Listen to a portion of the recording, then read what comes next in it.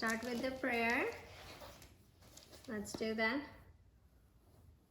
Vasudeva Sutam Devam Kamshacharuramardhanam Devaki Paramanandam Krishnam Vande Jagadguru Gurur Brahma Gurur Vishnu Guru Devo Maheshwara Gurur Sakshat Para Brahma Tasmai Shri Guruve Namah. Om Asato Ma Sadgamaya Tamso Ma Mritam Gama Tamso Ma Jyotirgamaya Mrityorma Amritam Gamaya. Om Shanti Shanti Shanti. Om Sahana Vavatu Sahano Bhunaktu Sahaviryam Karavavahe Tejasvinavaditamastu Mahavedvishavahe. Om Shanti Shanti Shanti. Om Purnamada Purnamidam Purnat Purnamudachyate Purnasya Purnamadaya Purnameva Vashishyate. Good day. So today you all guys know, right? It's Raksha Bandhan. How many of you guys know about Raksha Bandhan? Right. So what do we do on Raksha Bandhan? Anybody can, one person can tell me? Risha, go. You tie Rakis. You tie Rakhi, and what does that represent? Why do we tie Rakhi? Do you guys know? Somebody would know for sure. So who tie Rakhi? Sister tie Rakhi or brother tie Rakhi? Yes, yeah. Does it mean that the older sibling has to protect the younger sibling? That is so true. Yes, the brother has to protect sister, or whoever ties Rakhi protects the other person, right? The festival is between brother and sister, but it could be anybody, right? So let me tell you a little bit about Rakhi, why we celebrate Rakhi, because you know this comes every year, and how it started, what happened in the history, how important it is for us to celebrate this festival. So what happened is in Mahabharata, when Krishna was fighting against a king where he was actually on the charioteer, and the charioteer broke. So the wheel of charioteer was he has to take it out, and he had to hold it in his one finger and move that take care of that chariot. So what happened is when Draupadi saw that his finger got Krishna Bhagwan's finger got cut really bad, it was bleeding. So what Draupadi did is Draupadi actually took the corner of her sari, and she tore the corner of the sari and tied that thing on Krishna Bhagwan's finger. So at that time Krishna Bhagwan was bleeding, and how Draupadi took care of him. So he actually said that as you tie this little cloth on my finger to protect me, I will always protect you. And that's where the relationship between brother and sister started. It was like, you are going to be tying Rakhi to your like sister tied to the brother. And what happens is in that case, sister prayed for longer life of his brother, but in exchange, brother actually talk about that, I'm going to protect you all your life. So that's where the Rakhi started initially, when it is between the relationship between Krishna Bhagwan and Draupadi. So when later on Draupadi was in trouble, and she actually called called Bhagwan to come and protect her. Bhagwan actually came right away to protect her because he was tied with that Rakhi foundation, that Rakhi, like she tied Rakhi to him. So he's like, I have to save my sister, and that's where Krishna Bhagwan came and saved Draupadi. Draupadi as the relationship between Krishna Bhagwan and Draupadi, right? So that's where it started, but then it actually continued for many years, and we still celebrate it. But there are a lot of other stories related to it too. One of the story is, Yamraj. You know who Yamraj is? The god of death. Yes. So Yamraj actually, there is a river named Yamuna in India, like Ganga, Jamuna. Jamuna is also known as Yamuna. So that river was really sad that, one day she's going to be, she will finish. So she went and did prayer for Yam and said, Yam, I want to live forever. How can that happen? So in that case, Yamraj actually, she said, she said, can I tie Rakhi to you? Like, can you protect me forever? So Yamuna tied Rakhi to Yam Bhagwan. So after that, it has been said that whatever happens, but Yamuna never dries, because she got a the wish from Yam Bhagwan that she will be eternally mortal. She will never be. She will never die. So that's one another things that come in the history of why we celebrate Rakhi. Another story was, it's usually it's Hindu, right, who celebrate Rakhi. It's not all the religions that celebrate Rakhi. It's just Hindu religion. But in olden days, the importance of Rakhi was between any religion. So there was a war going on between, the Muslim kings came over and take over India. And there was a big war going on between the certain part of India, which was like Rajasthan. There was one part, one state is known as Rajasthan, like we talk about Texas and New York. So the Muslim king was in New York kind of place in India, which is New Delhi. So they were there and they were fighting and capturing all the states one at a time, and making their kingdom really big. So in Rajasthan, what was happening is, Rajasthan and Gujarat are like, you can understand, like Arkansas and Texas. They are very close to each other, the states.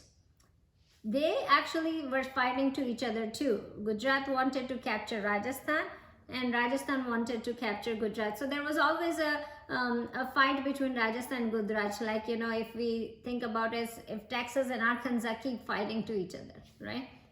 So that kind of fight was going on there.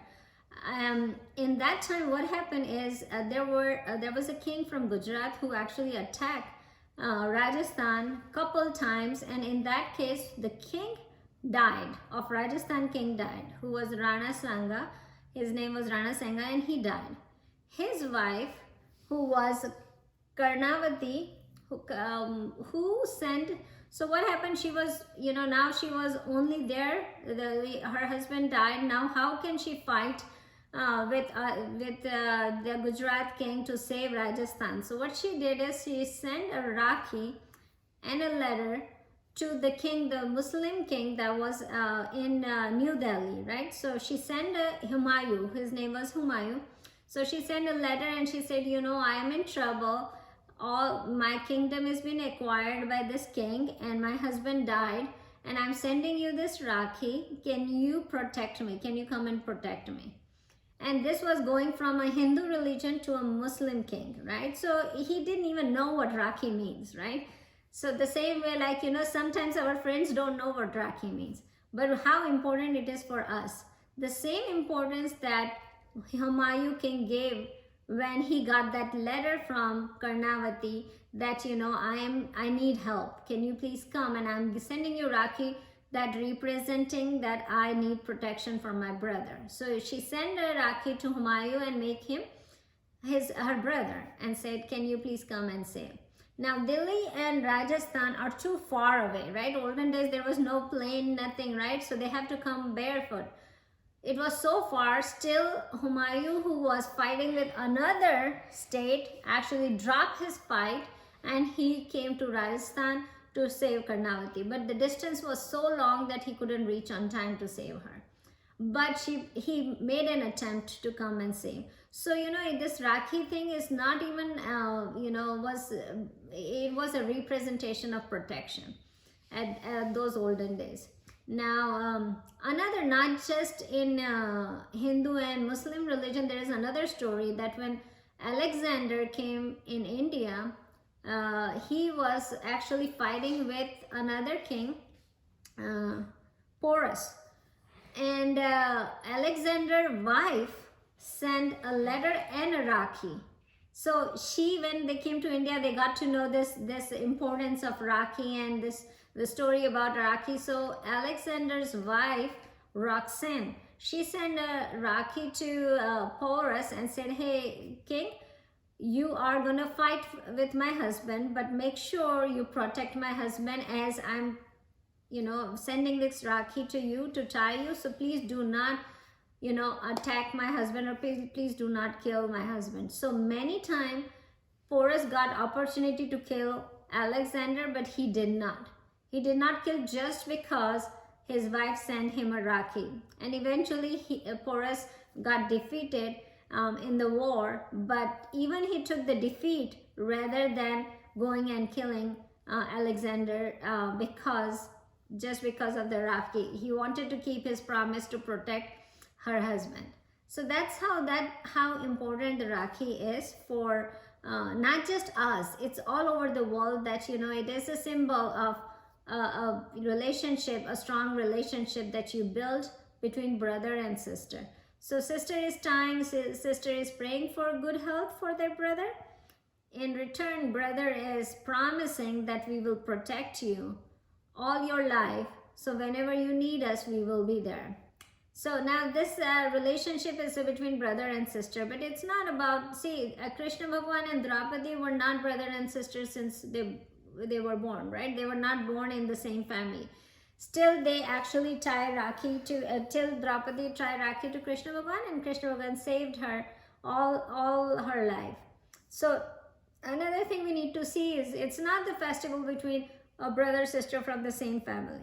You guys can go, if there is something that you have to, if there is somebody else who you need to protect, or you want to have a good long life relationship and ready to protect each other, and you have that brother sister love, then you should tie Rakhi to that person too, because it's not just between the same brother and sister. It could be cousins, it could be friends that you guys can tie Rakhi to each other, right?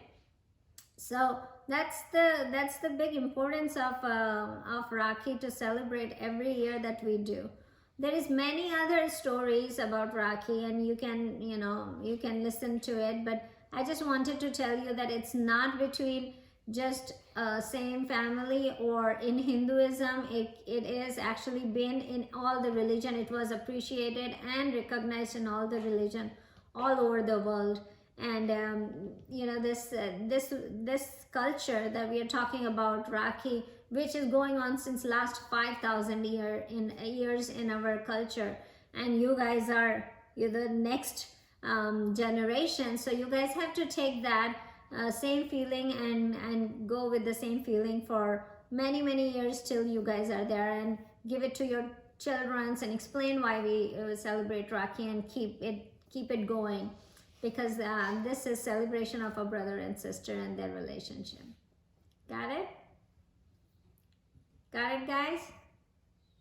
Any questions on that? No, you got it? Okay, awesome.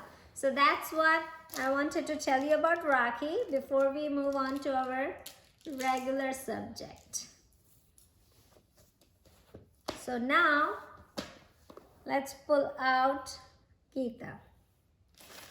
So we are on second chapter again, and we have done almost except 10, 12 shloks verses. We have done all chapter 2. So I'm very excited that we're going to be almost about to finish chapter 2, which is a very important chapter in Bhagavad Gita.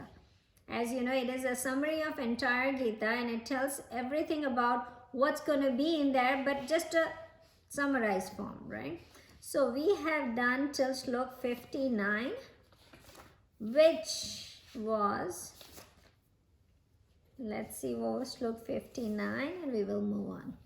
So now we are at the part where God is explaining that what is the difference between a person who is already has stabilized their wisdom in God, and now how they live, how they react, how they respond to the world, how do they what are their characteristics, so we can follow those characteristics, we can get those characteristics.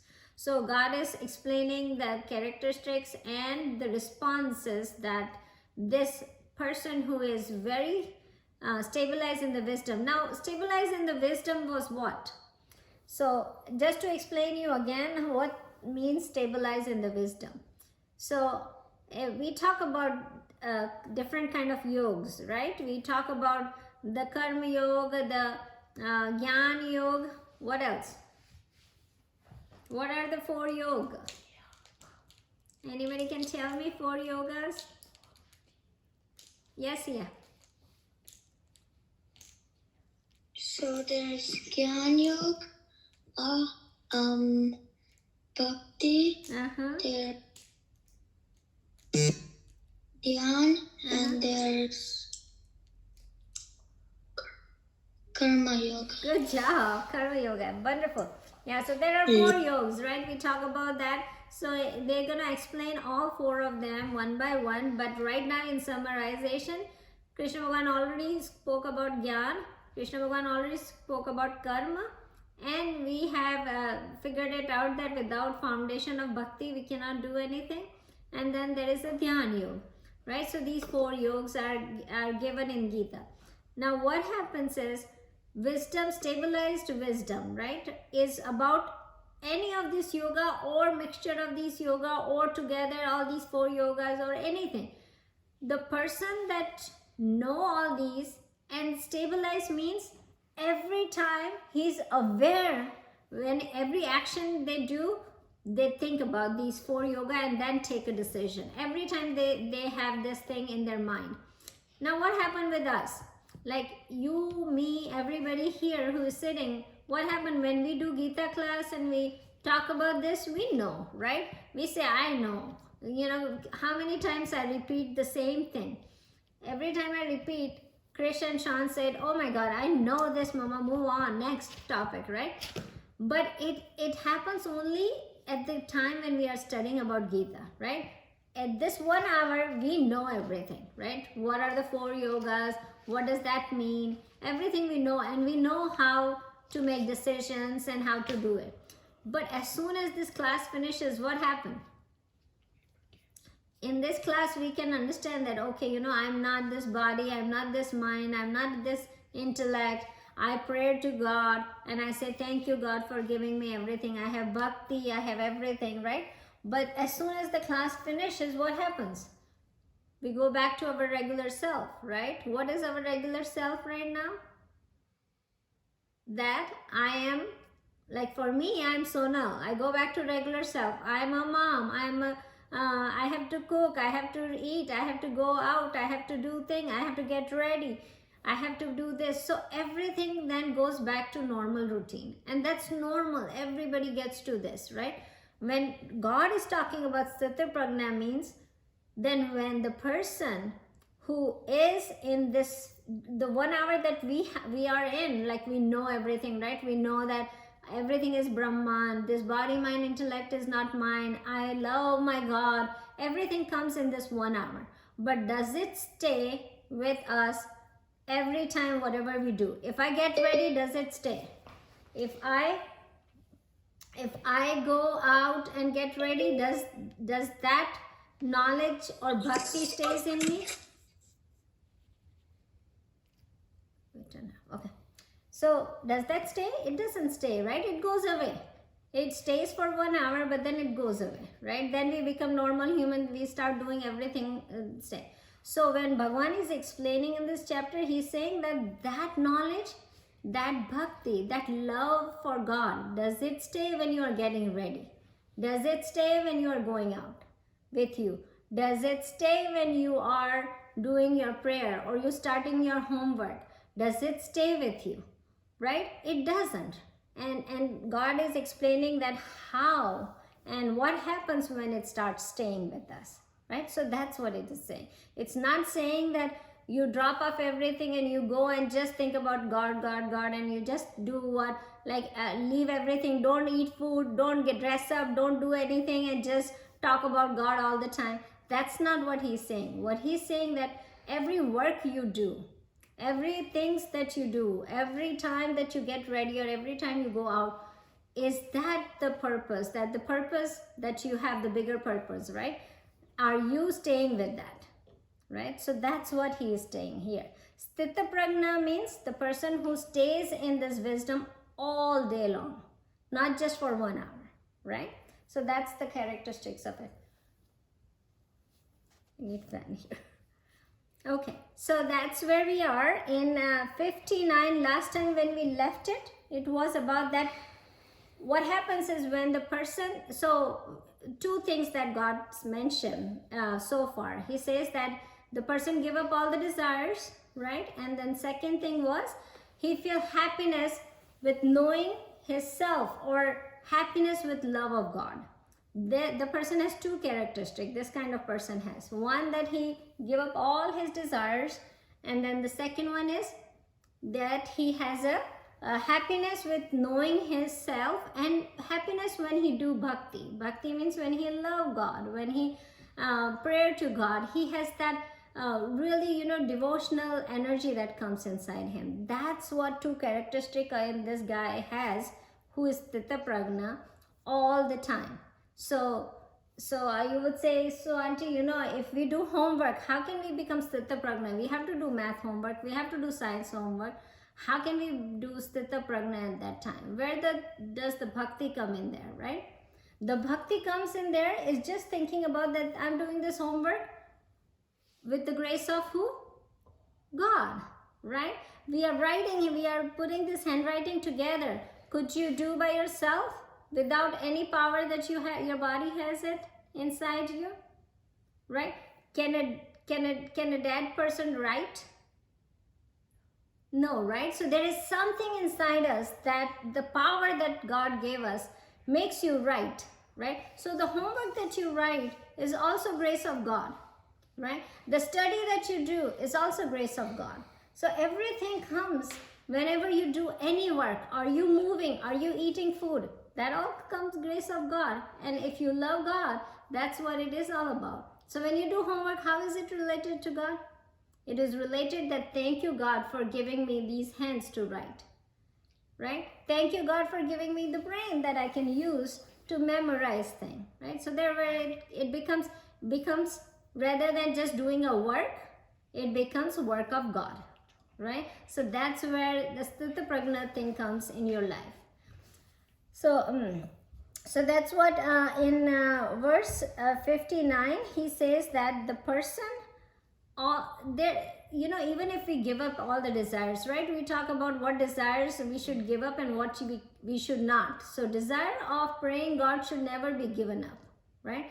Desire of learning about what we are, how this thing works, how everything works, that desire should not give up, right? The desire of to please your senses, those are the desires that God is mentioning here to give up, right? It's not asking you to give up anything that you need to run this body. If you have to eat food, you have to eat food, right, to run this body. You have to walk, then you have to walk. Then it's needed for it, right?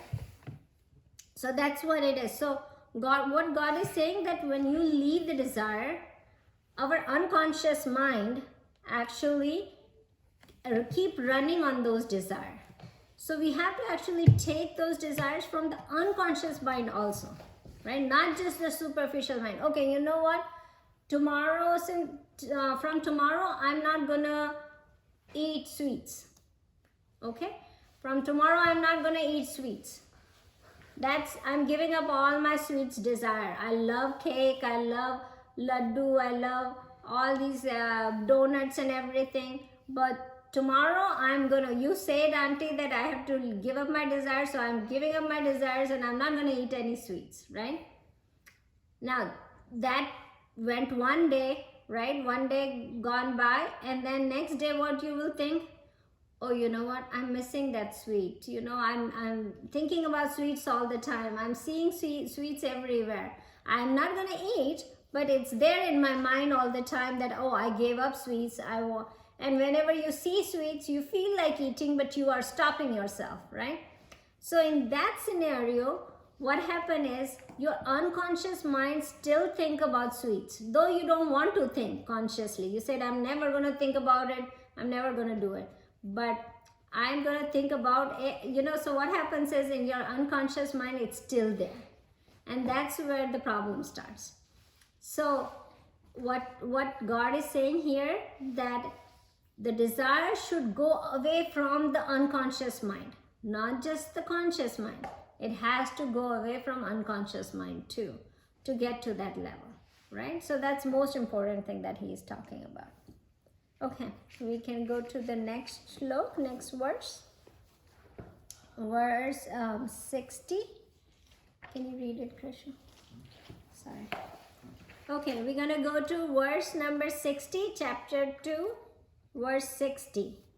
And we will start from there. Okay, everybody repeat, okay, guys? Yatato hipikonteya Purushasya vipaschita Indriyani pramatini Haranti prasabham mana. We're gonna sing together now. Yatato hyapikonteya Purushasya vipaschita Indriyani pramatini Haranti prasabham mana. So in this verse, the first verse he said, before this verse he said, take out from the unconscious mind too all the desires, right? Now in this verse he says, oh Arjun, this sense, this thing, the desires are so powerful. Even if you practice ages and ages, these desires are so powerful that people do swapped away by these desires. Or desires, again, you have to understand the map of desires. Desires come from these 5 sense organs that are contact with the world, that are in person contact with the world, right? So only these 5 things make us keep feeling the world around us, right? Eyes, you can see the world around you. Nose, you can smell the world around you. Ear, to hear the world around you. Touch, to touch the world around you, right? So all these 5 senses keep us in contact with the world all the time, right? And when we see and we feel and we do that, that's where the desires come, right? I see this thing so good. Then what's going to happen is the desire keep coming to see that again and again. I hear this thing, this song is so good. I want to keep listening to this song again and again. So that's how the desire comes, right?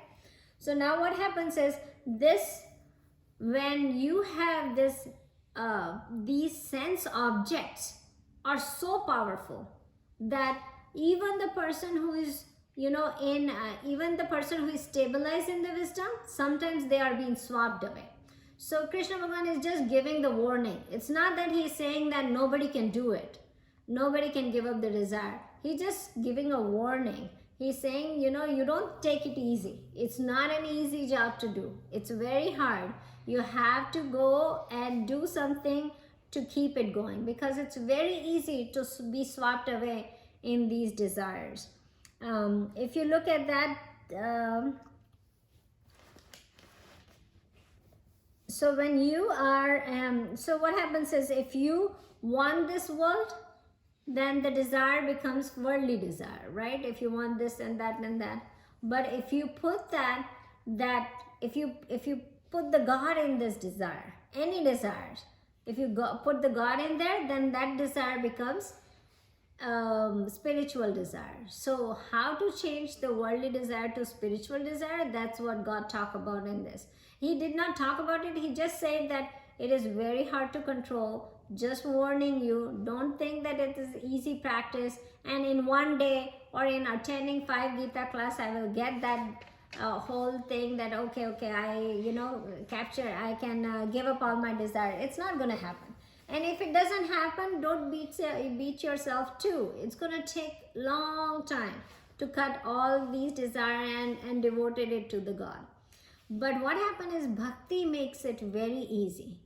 And when I talk about bhakti means the love of God. When you start loving the God so much, then these all things that we are asking and seem so hard that, oh my God, all the time thinking about, what I am and how should I do these things and how can I bring God in every work. It's so hard for me to do that. I cannot do it. But simply bhakti, loving God, will take over all the things. All the difficulty will go away. So that's what God says, that it's very difficult to attain this. It's not easy. But I think he did not say it, but later on he will say it. But bhakti can make it very easy. So love the God. That's what the message of this one is. So this is just to warn, verse number 60 is just to warn you guys, saying that it's hard to achieve, but don't give up, right? Okay, let's move on to 61. You ready? Can we do 61? Can everybody has 61 in front of them? Good. Okay, let's do 61. Tani sarvani samyamya Tani sarvani samyamya yukta asita matpara yukta asita matpara vashehi yasyendriyani vasehi yasyendriyani tasya prajna pratishtita tasya prajna pratishtita. Everybody together. Tani sarvani samyamya yukta asita matpara vashehi yasyendriyani tasya prajna pratishtita. So one who control all the senses, concentrate on me. Here he brings me in the verse.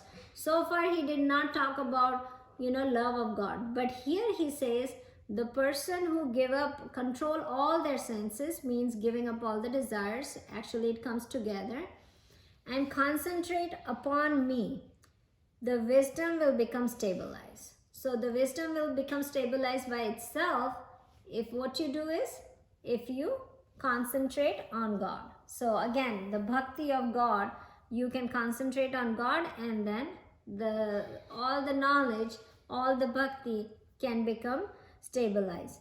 So now let's talk about it. So what happens is you have to bring controlling on senses, right? The first thing that he mentioned. So have you seen that in rice farm, when the farmer that grows rice, so what happened when they put little rice rice in the ground, and the small plant comes out, very small, but that small plant needs a lot of water. It had to soak in the water to make it grow bigger. So what happened, the farmer has to do, the water keep coming in the field, right? So that the plant can be soaked in the field. Darshu, could you please just be quiet? You are distracting everybody else too. So what happened is the water comes on the field, and the plant has to be soaked in the water. Now if farmer digs a lot and put the water in the field, but if there is another hole on the side, what's going to happen is the water will pass by, right? The field will not be full of water and the rice plant will not grow big. So when what happens is, if you take the bhakti but there is a hole at the end, that you are not loving the God, you are just doing the bhakti without the love of God, then what's going to happen is the water will spill away and you will be not soaked in the devotion of God. So that's what you need to make sure, that we are at that stage where we are doing bhakti with the sense of loving the God, right? Not just doing it to do it. Yeah? So what happens, what he's saying here is, control all your senses and then the bhakti will stabilize. So here God introduced two concepts. One, he already introduced over long time about saying that you control your senses. But now he said, concentrate on me. So two things he brought in it. How can you do that, right? Before we were questioning, like, how can you give up all the desire? Now he gave the answer, which we are talking before too. Now he's giving the answer, but we already read Gita before a little bit, so we know that what he's going to give answer. But this is what he answering, saying that concentrate on me, and that's where you will get stabilized wisdom, right? So that's what a little quick slok where he introduced the bhakti yoga also. In he already talked about karma yoga, he already talked about jnana yoga, but he is now a little bit introducing bhakti yoga, which is the best yoga to stabilize ourselves into it, because it's an easiest one. You don't have to work hard, you just have to love somebody, you just have to love God, that's about it. And you are done whole yoga, rather than getting all these knowledge, talking about it, and then doing meditation and doing everything, which everything is important, but the easiest one for us is bhakti. So when we go to the devotion of God, loving of God, everything becomes very easy, right? So that was 61, verse 61. Then we will go to verse 62 and 63. Why are we going to do both together? Because they both are part for each other. It's not separate shloks, verses. So 62 and 63 are together. So we're going to read both shloks together and then we will talk about both together. Okay? So everybody is ready to read 62?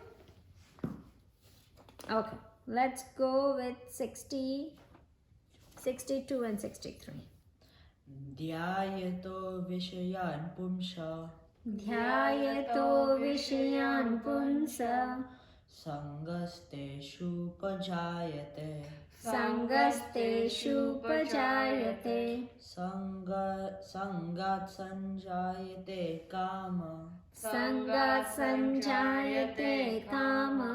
Kama krodho vijayate.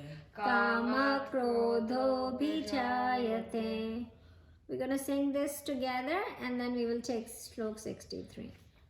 Dhyayato vishaya pumsa. Sangasteshu pajayate. Sangat sanjayate kama. Kama krodho vijayate. Continue 63.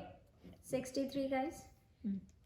Krodhat bhavati sammoha. Krodhat bhavati sammoha. Sammohat smriti vibhrama. Sammoha smriti vibhrama. Smriti brahmshad buddhinasho. Smriti brahmshad buddhinasho. Buddhinashat pranashyati. Buddhinashat pranashyate. We're gonna sing together 63. Krodhat bhavati sammoha. Sammoha smriti vibhrama. Smriti brahmshad buddhinasho. Buddhinashat pranashyate. So in these two verses he talked about 8 limbs, 8 steps, right? So 8 things he talked about. God talked about 8 things, which I'm going to try to write and see if we can put those 8 things together. So the first thing he starts thinking about sense object all the time. So first thing he says, so what he's explaining, what happened if we don't give up the senses, if we don't do those things that he explained, if we don't do it, what happens to us, right? So now he is telling about other side. If we don't do these things, if we don't give up the desire, if we don't concentrate on him, if we don't feel good about getting the spiritual knowledge, what happens to us? So how are we going to be if we don't follow all these things, right? So the first thing he says that thinking about a sense object all the time. So what's going to happen for us, that if we don't follow all these steps, what's going to happen is we're going to think about these sense object all the time. All our life we're going to be focusing on our sense object. So first thing what he says, it never works my first time. So first is thinking about sense object, and this will be all the time. This is what's gonna happen to us, right? Okay, that's fine. Let's think about sense object all the time, right? What's bad in there? It's nothing bad, right? We're gonna talk about this. Okay, I like to eat food. Okay, I like the smell a lot. I want that smell again and again. I want to eat this food again and again. I want to watch this show again and again. I want to hear these things again and again. So what's bad in there? I will keep thinking about it. What's going to happen is, the second one is attachment will come, right?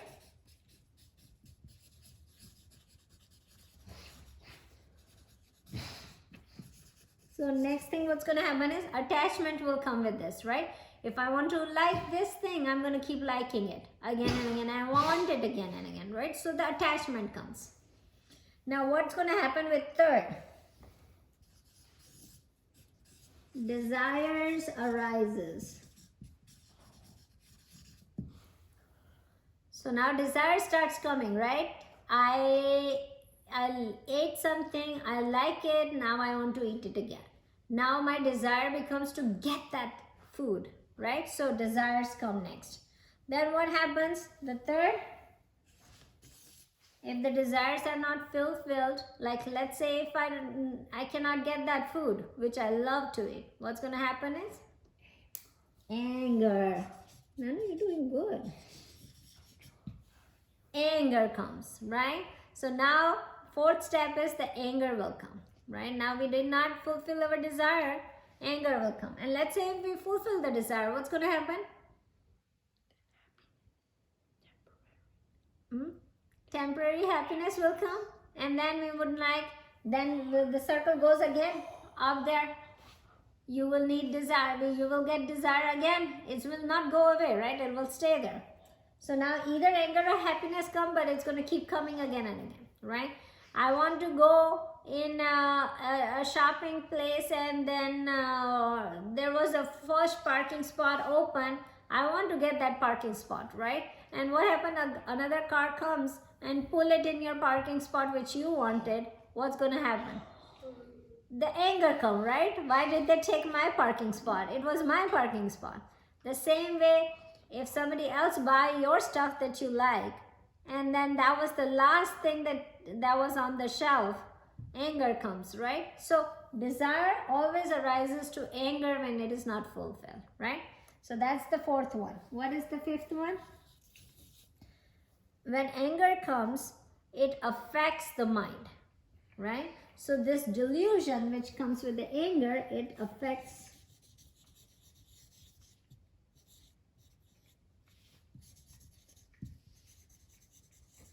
and causes delusion.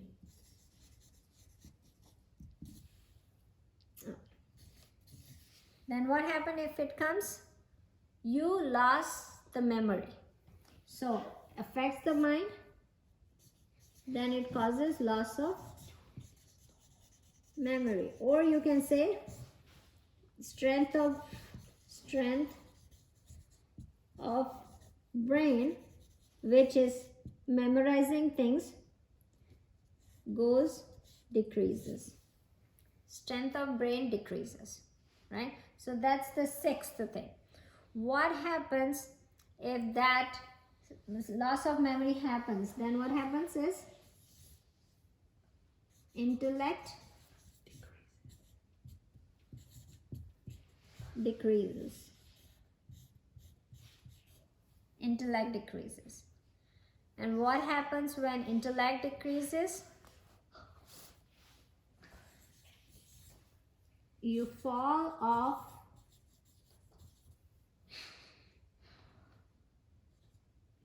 learning. You fall off of learning, which could be a spiritual learning. In this, it is talking about spiritual learning. So God mentioned that you fall off of spiritual learning. That's what God mentioned. But for us, if we look at it, we can lose any learning. Whatever we want to learn, there will be loss of learning, right? So think about this. If we don't follow that, what first thing happens is we keep thinking about sense object all the time, right? Then we don't have a room for anything else. We don't have a room for worshipping. We don't have a room for doing a service to others. We will not have it. We will just talk about our sense object. So that's going to be in your mind. As soon as that comes in your mind, your attachment will start coming. You will start getting attached to all these things, object that you are doing, right? That you want. Then desires come. With desires always, it leads to anger. Anger leads to delusion. The mind starts delusing a lot. Then you get loss of memory. When you get loss of memory, your intellect goes down. And when your intellect goes down, you fall off of the learning, whatever you were learning. And in this sense, it's a spiritual learning. You will fall off of the spiritual learning and you will never get to be able to learn anything. So if you think that way, in our regular life also, this is actually very connected to us, right?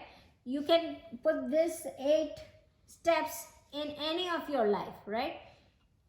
Let's say if you think that you want to, you want to get any object, right?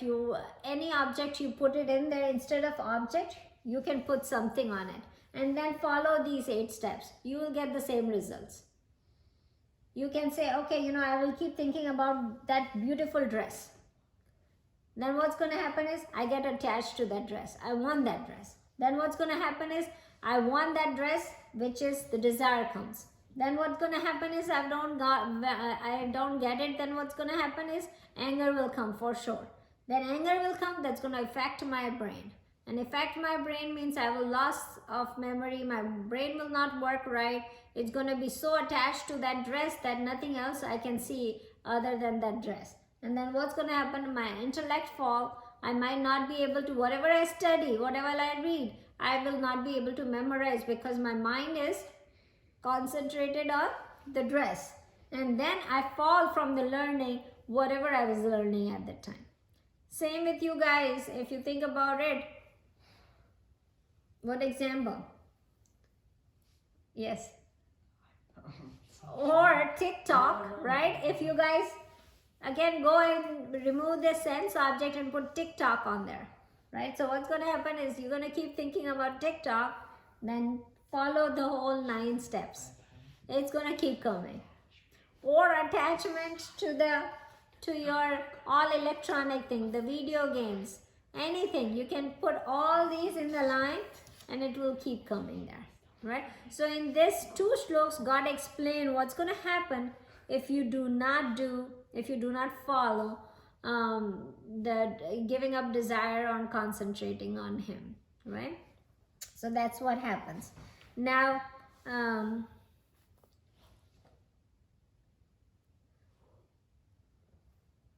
you know what? I remember Elon Musk. He said, Elon or Elon Musk, whatever. Okay, so whatever his name is. Now he said, if you have to get motivation on something, don't do that thing. If you have to motivate on something, what does he mean is, if something that you don't love to do it, right? You don't get motivated. If somebody has to motivate you to do that thing, don't do it. And again, I agree a little bit about it, but I'm just saying is in this shlok also God says that thing, right? You don't have to get motivated. You know, if you love something, if you love God, if you love bhakti or something, you don't have, so nobody has to motivate you to do that, right? Think about your favorite thing that you do, right? Do anybody has to tell you to do that? If you love to play video game, do somebody has to force you to play video game? Or if you love doing roller skates. Does somebody has to force you to do it? No, right? You will do by yourself because you love it, right? So nobody will have to motivate you, right? Do you have to would you have to get motivated if you have to study? As somebody has to motivate you to study? Sometimes, right? Sometimes, right? Yeah. So what you have to do is, now we need to think about that how can we so you know what, sometimes when we study, some of you guys say, oh, I don't like this subject, right? Does the problem is in subject or in your mind? Mind. In the mind, right? How? How? No, so what happens is no means what happens, so let's say Sean doesn't like science, right, Sean? Right? Sean keep on saying that the subject is so boring. Subject is so boring. Is subject boring? Because a lot of you guys love science, don't you? If the subject was, if the problem was in subject, what should have happened? Everybody would have disliked it, right? Everybody, if the problem was in subject, everybody would have disliked it. But it is not, right? It is that what one person doesn't like it means one person's mind doesn't like that, right? So you know Darwin, anybody has gone through Darwin laws, right? Okay, you guys are studying Darwin, any of you guys? So he did a lot of biological classification. Yes, Swara, you were saying something? Okay. So he did classification and taxonomy in biology, right? A lot of people say Darwin studies are so boring. He classified, he did everything, this and that, right? But for Darwin, if you remember, he was so passionate about this. One time, he was little, I think 11, 12-year-old boy, when he was doing this experiment on beetles. So he goes out and he collect all the beetles and he bring them in the house, put it in the jar, study them, what is the difference between each other and classify them, right? So he was doing that. So one time he went, he saw two beetles, he catch one beetle from one hand, another beetle from another hand. And now what happened? There was another one very rare beetle that was going, and he saw that now he did not have any room to get that third one.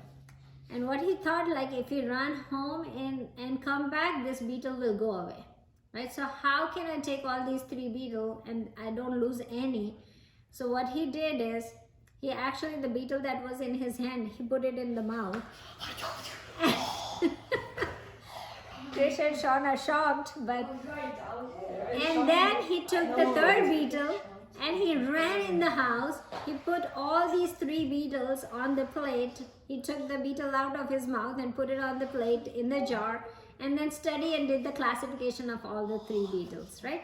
So the person who was that passionate about biology that he wanted to do something about it and study, so it is not boring for him, right? So the subject which is boring for Sean, it was such a passionate subject for Darwin.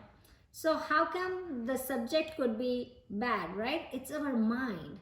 So somebody answered, Dhruv actually answered, it's not anything that's bad, it's just our mind. So now if you don't like something, can you change your mind to like it? Yes. No. Yes. Is it in your control to change your mind to like something that you don't like? right? It is. Our mind has that power to change our mind, right?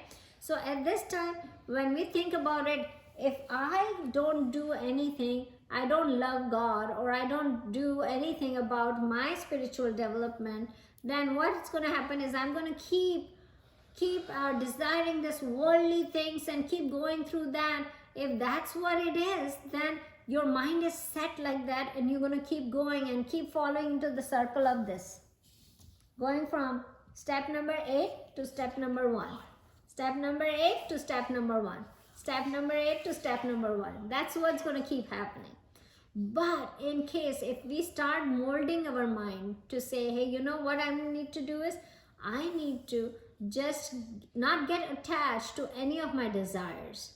The desires will be there, but not get attached to them. Not that without that I cannot live. That should never come, right? And that's where you can break down the cycle, and you can change your mind, and to get to the point where you can stop wasting your time in all these worldly desires, right? So God gave a really good example in this. Now what's going to happen is, we know what's right and wrong with us, right? In this class we learn, like I learned too while I'm teaching you, right? We all learned it in this class together, that these are the wrong steps to go, and there is a right thing that God told us, right? That we can follow. But can we do it every single time? Can we make decision? Can we make decision that we don't have to go through the pleasure, we have to go through the what is good for us? Can we make that decision every single time? It's very hard, right? When it is like, what's going to happen is, when in Gita class, I understand everything, right? I don't have to go towards pleasure, I should go towards good, and I'm going to do that. But when the time comes for making decision, we know that we are doing wrong. We know that we need to stop this show, stop watching TikTok and do something else, and stop doing these things that is not needed for us, stop watching iPad for so long. But we still do it, because what's happening is, we know what's right for us. Nobody in here doesn't know what is right for you, right? But still we make a wrong decision, right? Still we keep doing it. Why? Right? The question is why we keep doing it, right? The answer is what Duryodhan said. If you remember Duryodhan, when Krishna Bhagavan went to him and say, buddy, you are doing everything wrong, right? Why don't you go to the righteous path and take the right path and go with it, right? He explained the whole Gita to Arjun. Instead of explaining to Arjun, he could have explained to Duryodhan and say, hey, Duryodhan, you are doing really bad, become a right person and stop this. So the whole war would not have happened, right? But when he did actually went to Duryodhan and said, hey Duryodhan, buddy, you are doing everything wrong. Still we have time, we can stop this war, you become a nicer person, you do nice things. But what did Duryodhan answer? Duryodhan answered that, you are not the first one telling that I'm doing wrong. I myself know that I'm doing wrong. Nobody has to tell me. This is what we are. Nobody has to come and tell us that you are doing wrong. We actually will know that we are doing wrong. But what happens is, we don't feel like doing the right thing. We always feel like doing the wrong thing. We will not feel like doing the right thing. That's where the problem comes, right? We know that we have to do this homework. Let's go do the homework. Let's go study. Let's do something good.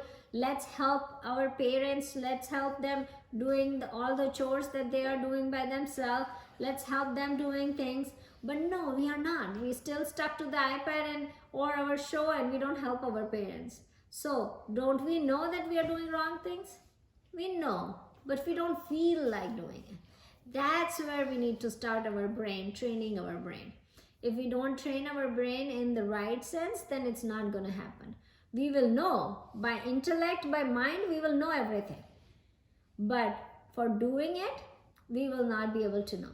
So here is the thing. When what happens is, when somebody says, hey, you every morning you have to wake up and do the exercise, right? Your body will get very strong, right? Your muscles will get strong. You will get your physics will be very good. You can run in the morning at 5 a.m., right? before you go to school. So I get pumped up, or the person will get pumped up. Yeah, you know what? I'm going to do that from tomorrow. I will wake up at 5 in the morning every day. I will go for a 1 mile run every morning, right? Next morning, what happens? Right? 5 o'clock comes and you feel like, you know what? My intellect promised that I will wake up every morning at 5. My intellect said it. But did you ask the permission from your body? Who's going to wake up out of the bed and go at 5 o'clock? Did you ask the body that he's ready to do it or not? The intellect made the decision, but the body refused to wake up from the bed. From that cozy blanket, coming out from the bed is hard, right? So the body says, no. You know what? You made the decision. Body says to the intellect, saying, you made the decision to wake up every morning at 5 and running for a mile. I did not make that decision. I need to rest. I will rest. Now the intellect cannot do anything, right? It's going to be like, okay, you know, buddy, come on, get up. But this buddy doesn't get up. This body stays in the bed. So then what happens? The execution never happens. The same way what's going to happen is like your intellect will tell something that you know that this is bad for me. I should not do it. But still we go ahead and do it. And what's going to happen is if you still go ahead and do it, then you know you make the wrong decision. Because you don't listen to your intellect and you listen to other sense organs, sense objects, and then you said, okay, let me make the decision of going towards the pleasure rather than going towards the good, right? So what we have to think about it is like, how can we make the right decision, right? We need to get our mind ready for it. What happened is, so there was, a elephant driver. You know, in India, we see a lot when we were growing up. Mohammed, he sits on the elephant and he guides the elephant to go where to go, right? He sits on top of that big elephant, right? And then elephant follows his direction and keep going on the road so that, and he has to make sure that elephant doesn't deviate and go to somebody's house and break the house, or somebody's shop and break the shop. So he actually keep very good training on elephant that he doesn't go. But what happened is one time a shopkeeper was, the shop has a lot of bananas in it, right? It was a corner of the shopping center. So now what's going to happen is what does the elephant love to eat? Bananas, right? They love bananas.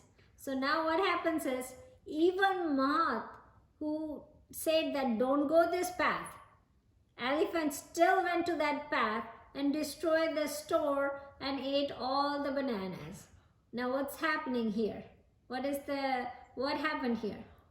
So elephant, which is our body in this example, the body what is actually out of control on the senses. Like senses is controlling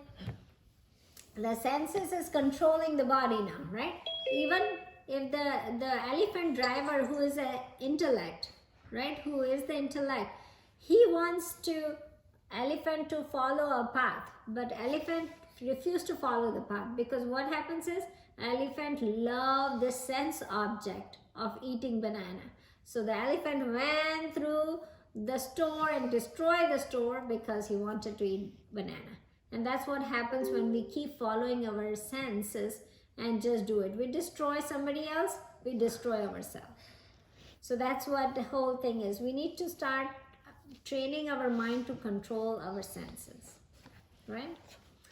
Okay, I think probably we will stop here so that we can continue. So we did till 63 today, and we will start 63, right? 62 and 63.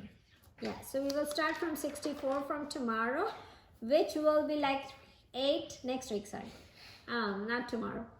Which will be what? 64, and so 8 more verses remaining on this chapter, right? And just to tell you guys, on 4th, we're gonna have a live class because we are coming to Dallas. So if you guys are available for live class and you can come home. Is it 4th? Sunday is on 4th, right? I think so. Yes, so, no, 5th, sorry. Yes, Raja. No, I forgot what I was gonna say. Okay, so on the class of 5th, not next week but the following week, if you guys are in town and if you don't have any plans to go anywhere, we will have a live class at our home. Labor Day weekend, guys. Okay, let's close it. Vasudeva Sutam Devam Kamshacharudamardanam Devaki Paramanandam Krishnam Vande Jagadguru Guru Brahma Guru Vishnu Guru Devo Maheshwara Guru Sakshat Parabrahma Tasmai Shri Guru Namah. Thank you guys for coming. Thank you. I appreciate all of you guys joining and have